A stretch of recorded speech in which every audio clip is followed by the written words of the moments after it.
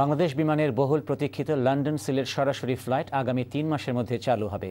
London থেকে সিলেটের উদ্দেশ্যে ঠিক কবে থেকে ফ্লাইট উড্ডয়ন করবে তার নির্দিষ্ট তারিখ এই রমজান মাসেই ঘোষণা করা হবে। চ্যানেল এস-এর কাছে এসব তথ্য জানিয়েছেন ব্রিটেন সফররত বাংলাদেশের বিমান ও পর্যটন মন্ত্রী মোহাম্মদ ফারুক খান এমপি।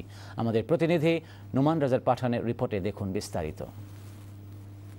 বহুল প্রতীক্ষিত বাংলা বিমানের লন্ডন সিলেট সরাসরি ফ্লাইট আগামী ৩ মাসের মধ্যেই চালু হবে এবং কবে থেকে চালু হবে এই তারিখ রমজানের শেষের দিকে ঘোষণা করা হবে।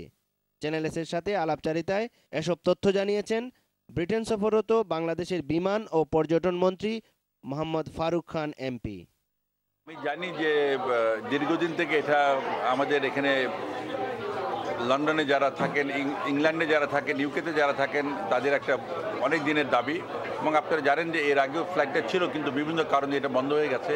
ইনশাল্লাহ আমি কথা দিচ্ছি আগামী 3 মাসের মধ্যে লন্ডন সিলেট ফ্লাইট চালু হবে। আমি অলরেডি ঢাকা থেকে আসার আগে এই ব্যাপারে আলোচনা করে এসেছি। আমি আশা করি আগামী এই রমজানের মধ্যেই আমরা ডেটটা ঘোষণা করতে পারব।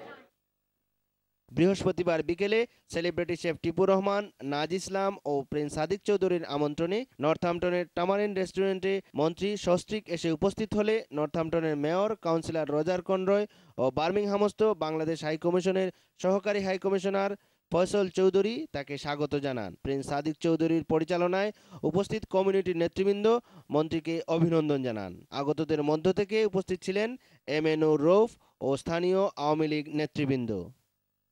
নর্থহ্যাম্পটন থেকে নোমান রাজা, চ্যানেল এস নিউজ।